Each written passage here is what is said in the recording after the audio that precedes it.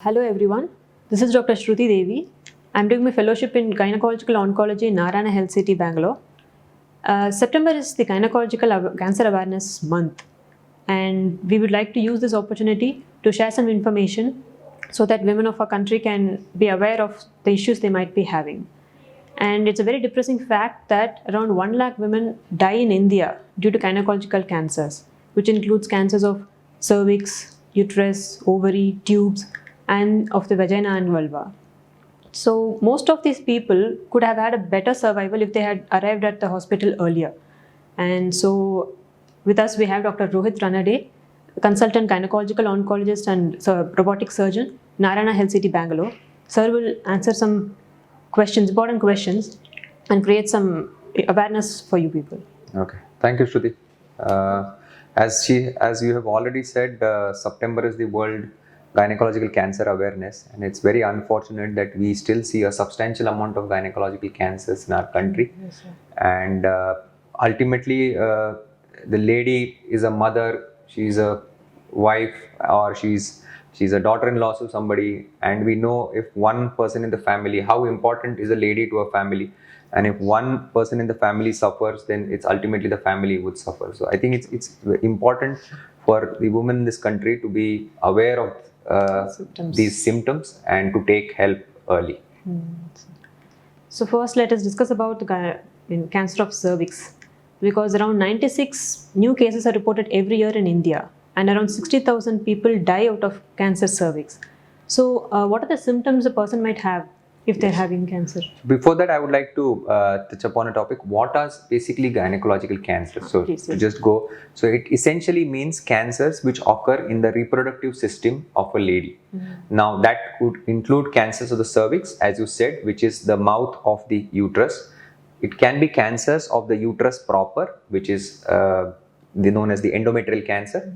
They can be cancers of the ovary, also known as underkosh or known as ovaries, or the fallopian tubes, or rare cancers like cancers of the vagina, which are little less common as compared to the other three main cancers, which is cervix, ovary, and uterus cancer. Then comes the cancer of the vulva or the external genitalia. So these are primarily cancers which are a part of the gynecological cancers. In addition to that, there are also other cancers like choriocarcinomas, which is a specialized cancer of the uterus, a little rare, but most important, and occurs in younger women, but most important, has got very good cure rates. So coming to your question, what is cervical cancer? As you have rightly said, the incidence is very, very high. Though the incidence is reducing, but it's still, we are among the top nations in the world which is having cervical cancers. The incidence is around nearly 1 lakh women. So we get about 1 lakh new cases in India every year. So the problem is quite severe. Now, coming to your question, what are the symptoms of cervical cancer? Now, the most important symptom of cervical cancer is any bleeding which occurs outside your normal menstrual period. So you can have, that can be irregular bleeding. It may be little in amount or it can be massive in amount. So any of that needs an attention.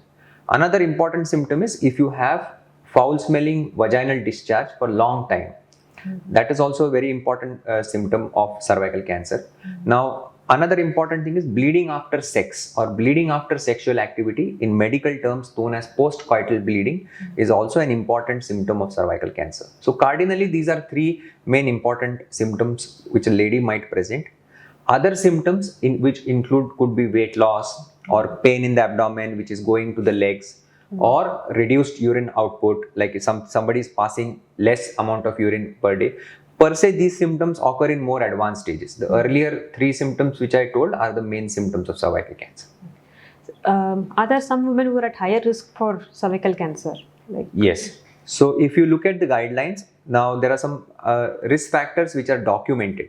Like for example, if somebody has had initiation of sexual activity at an earlier age, they are one which are prone for cervical cancer. Now, multiple childbirths in a short span of time. For example, if somebody is having 2-3 children in a short span of time, the lady is more at the risk of cervical cancer. Also, one more important point is some genital hygiene. Now, women who are not known to maintain a genital good hygiene are also at the risk of cervical cancer. Other risk factors include smoking or the use of tobacco in any form. So these are some major common risk factors for cervical cancer. So we know that there's a good screening test. There is evidence that the screening test helps to find the cervical cancer at an early stage, and it has been used well in the Western countries. But still, a country like India, women do not know about cervical cancer programs. Yes. Can you please tell us about that? Which is very unfortunate. If you look at somebody who is an epidemiologist or somebody who studies the prevention of the disease, cervical cancer is one of the model diseases for screening. Like it has a long pre-cancerous phase which we can detect by simple tests, and if the lady unfortunately you detect that stage and you take treatment, there is 100% chance of cure. So it needs to be the women need to be aware that these are all simple tests. They are available at our routine clinics. The most commonest test, which is a pap smear, which should be done after somebody is married or after the age of 21, once in 3 years. Other tests include human papillomavirus DNA, which is a more specific test. And also there are some low-cost tests which have been specifically recommended for countries like India, which is known as visual inspection with acetic acid. So essentially, these are all tests which can be done by a healthcare worker. It might be a nurse, it might be a ASHA worker. So they just take a sample of your cervix and it is tested in the laboratory, and in that you come to know whether you have some changes which might be suggestive of cancer. Now it's very important to know that somebody who has change, it doesn't mean that she will develop cancer. There is a very, very high chance that these changes will go on its own. Okay. So is there any, how do you want to say about the cure rate for cervical cancer? Yes. How good it is? So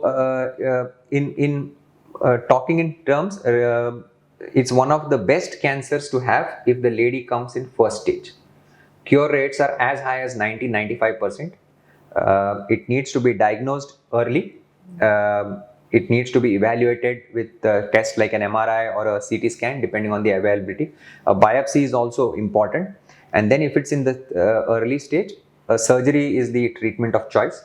And doing a simple hysterectomy or the normal removal of the uterus is not sufficient, because you need to remove the tissue which is on the side, which is known as parametrium. In addition to that, there is also some lymph nodes which need to be removed, known as pelvic lymph nodes. And doing this, if you are diagnosed in early stage, there is a fair good chance that you will be cured. Usually second stage and third stage patients, we send for radiation, but earlier the better. So one needs to be aware of the symptoms and report to your gynec oncologist as early as possible. So now let us discuss about the carcinoma of the endometrium. Sir. So what are the symptoms a person might have when they have endometrial cancer? Yes. So if you look at, Shruti, compare with that with the cervical cancer, this is a cancer which occurs in the uterus body, the body of the uterus. Now these are women who are a little older. Now if you look at cervical cancer, they are mainly between 40 to 50 age group, or you can say 35 to 50 age group. These women are more than 45. They are usually postmenopausal. Somebody who has stopped, whose periods have been stopped, are more prone to get this cancer. Now the most commonest symptom is a postmenopausal bleeding, or somebody who has menopause and who has again started bleeding. That is one commonest symptom which patients present to us. Other symptoms when this cancer sometimes occurs in younger women is something known as menorrhagia, or for example, if somebody gets excessive bleeding during her periods, or even an irregular bleeding can also be a symptom of endometrial cancer. In addition to that, in advanced stages, usually the symptoms are common, like weight loss or pain in abdomen, or if somebody develops a fluid in the abdomen, they are also symptoms. So do you want to say anything about patients having PCOS and infertility or something, younger patients? Yes. This is one thing which is now, you can say, we are seeing more patients coming with this, probably because infertility is increasing in our country. More women are taking treatment for infertility. More women have PCOS or polycystic ovaries. Now you need to know that, see, endometrial cancer is occurs in a lady who has been exposed to estrogen for a long time. We call that call it as hyperestrogenism. Now, polycystic ovaries, if somebody has polycystic ovaries, there is a high chance that the lady might have hyperestrogenism. So there is slightly an increased risk of endometrial cancer. Also, important thing is women who have taken HRT, that is hormone replacement therapy, are also at the increased risk of endometrial cancer. And because of that, probably we are seeing more younger women, or some young women also come with this type of endometrial cancer, who have been undergoing treatment for infertility, and they present to us with cancer. So when a young lady who has not completed her family has come with endometrial cancer, what are the options you have for them to? Yes. So it's a very important question in today's perspective. I think we have good treatment modalities. Now, the standard of treatment for an endometrial cancer in a stage 1 is surgery, and that is hysterectomy. That is removal of the uterus. Now, these are women who have not had children, who want to go ahead and have their children. So in that, we offer them something called as fertility preservation treatment. So in that, we don't remove the uterus. We do a biopsy to exactly assess what is the type of cancer, what is the grade of cancer. We will also do some imaging like an MRI. Depending on that, we give them a combination of tablets, which is high dose progesterone tablets, and in the same time, we also put intrauterine device similar to a copper T, which is known as a Mirena. So which releases progesterone, and this is known to reduce the growth. And then once the treatment is done, then we will send them to a fertility expert, and then they can get pregnant and complete their family. So another important point which I forgot to add is, now in endometrial cancer, there is a significant association seen between obesity. That is your weight. Women who are more obese or who have more weight are more at the risk of endometrial cancer. There is an increased risk with hypertension, association with hypertension. If somebody has high blood pressure, that is considered as a risk factor. Also, another association is found with diabetes. So these are three things which are so it's nowadays endometrial cancer is classified as a lifestyle disease.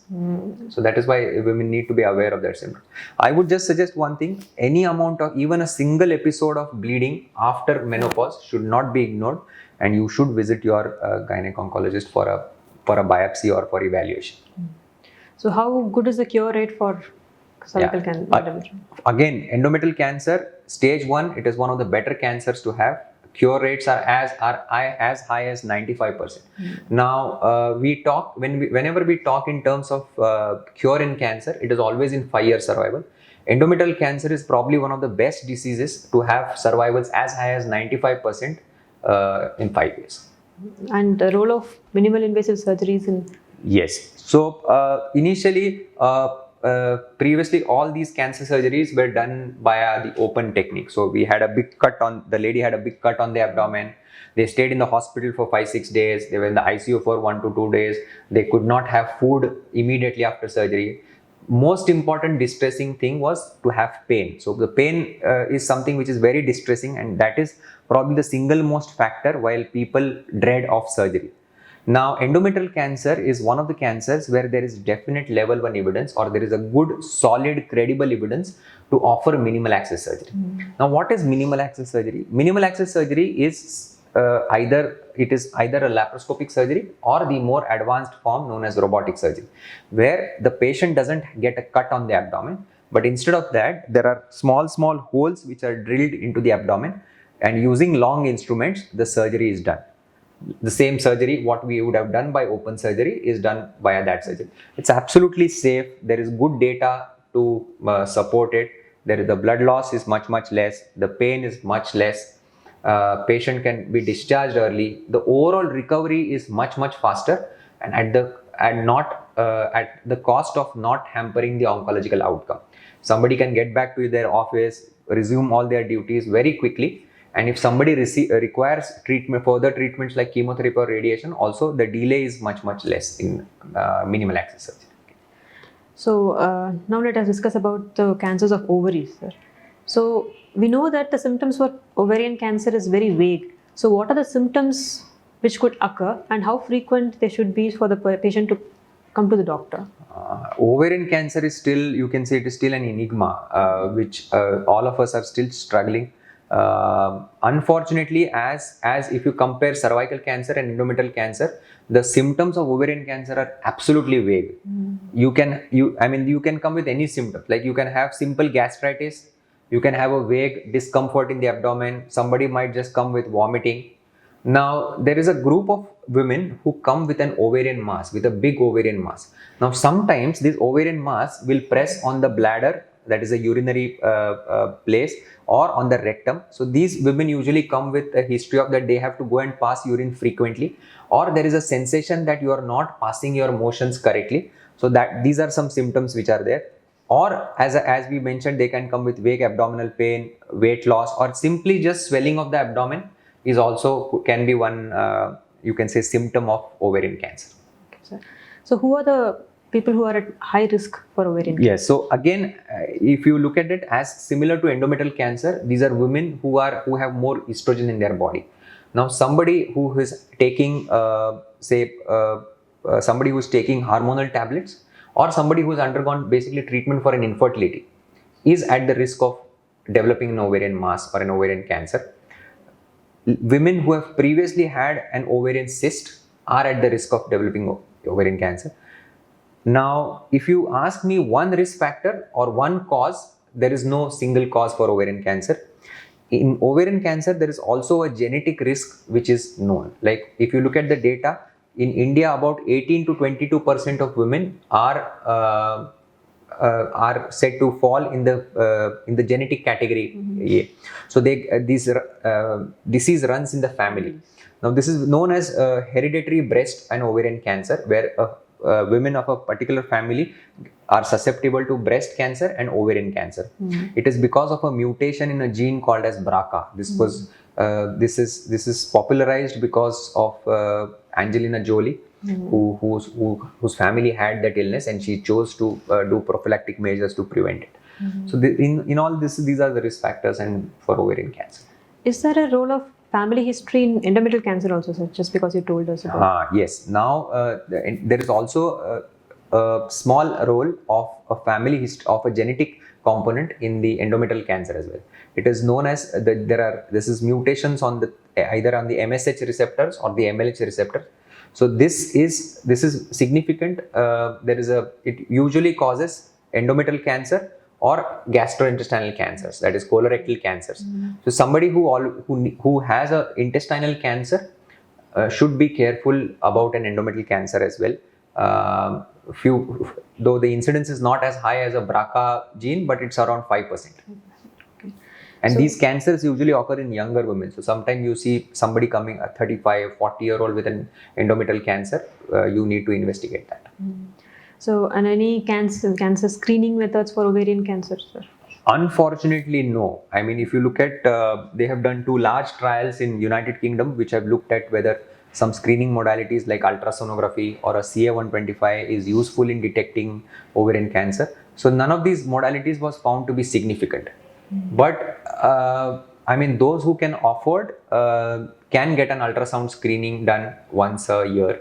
That is what I would recommend it personally. But again, there is no evidence to offer that to the entire population. At least women who are at risk should definitely do it. Okay. So how is the cure rate when compared to? Yes. So there is a drastic difference between cure rates if somebody comes to us in first and second stage, as compared to somebody coming in the third and the fourth stage or the advanced stage. Unfortunately, 70% of the patients come to us in third and fourth stage. First and second stage, the cure rates are as high as 85 to 90%. But second stage is a little less. It depends upon whether you are you are sensitive to chemotherapy or not. Roughly, it's around 50 to 60%. Okay, sir. And now let us talk about the cancers of vulva. So what are the symptoms patients should be aware of? Yes. And they should report to the doctor at what time? So if you look at cancers of the vulva or the external genitalia, if you look at the statistics, it's a little rare cancer in India. With about 10% is the you can in any gynecological oncology unit, the number of vulval cancers work is about 10% of the other cancers work. And usually this cancer is a bimodal. It has a bimodal distribution. Like for example, there is one subset where the women presents after the age of 65. Between 65 to 80, these women present with vulval cancers. But we are seeing another group of women who are mainly HPV positive, that is human papilloma virus positive, the one which causes cervical cancer. These type of vulval cancers are seen in younger women between 35 to 50. Now, the most common symptom is a lump or a swelling or a ulcer on your vulva, and which is sort of increasing in size or which is not responding to normal antibiotics or normal medication is something which is the most common symptom. Now, it can be painful. You can get discharged from that. These might be some other symptoms. And in advanced stages, again, weight loss is a common symptom, and sometimes they are known to have swelling on their legs, which is when the cancer metastasizes to the lymph nodes, so they can present with sometimes with lymph node swelling as well. Any precancerous lesions they should be aware of? Yes, so there is a condition called as lichen sclerosis, which is mainly these pearly white lesions. So you can see white lesions on the vulva, and which are known to be sort of pre-invasive lesion, pre-cancerous for vulval cancers. So any abnormal lesion, they should come to the doctor. Yes, it's very important that don't neglect. See, ultimately it's your body whom you should know it more better. Don't neglect any symptom just for the sake that it might be a normal thing. It's always important to go and show it to your doctor. And if it's unfortunately, even if you get cancer, if it is detected early, vulval cancer cure rates are about more than 90%. So sometimes they note it, but they don't come to the doctor. Yes. So, and unfortunately they come when it is advanced, and then the survival goes down.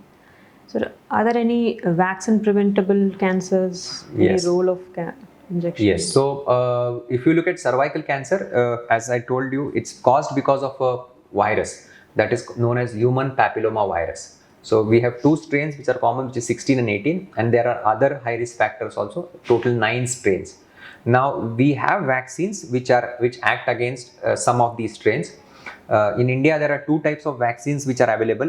One is a bivalent, that is which acts against 16 and 18, and one which acts against 16, 18, 6 and 11. And there is also a nonavalent vaccine which is probably coming in India. So now a couple of things about vaccine. It's a good concept that a vaccine will prevent at least 70% of cancers. Two catches in that: it should be given as early as possible before somebody is sexually exposed. Now this human papilloma virus is a sexually transmitted virus. Now once somebody gets infected with the virus, the vaccine can't do anything. So the vaccine will only prevent the infection. So as a rule, even if somebody has taken the vaccine, you need to do the screening. So screening, that is either do a pap smear or do a HPV DNA or do a visual inspection with acetic acid once in 3 years. So if you ask me between these two, screening should be given more importance. More awareness should be made about screening, and more impetus should be given to the programs of screening, because I think out of the two, screening is something which will save more lives. Okay. So to summarize, so a person, whenever a lady has an intermenstrual bleeding between the menstrual periods or excessive bleeding, and if they're having any discharge per vaginum with offensive smell, they might have cervical cancer and they should come to the doctor. And if a person has excessive bleeding postmenopausally, they should come to the doctor, especially if they have diabetes, hypertension, if they're obese, and if they have any family history of colon cancers. Even a single episode of bleeding after somebody's periods have stopped or after menopause should not be ignored. And rest, who has a family history of colon cancers, they should definitely seek help. So whenever the women of the family informs us, it's our responsibility to bring the... It's important. It's not just her, it's the responsibility of the family members also to take medical help and to evaluate. And unfortunately, if somebody has cancer, this can be cured. If you summarize, overall gynecological cancers have a very good survival if somebody is detected early. Early stage. So that is something which I would want to stress upon. Okay, sir. So thank you so much, sir. And I hope people will be aware of the symptoms and come to the doctor as early as possible and get help and get cured. Thank you. Thank you for this.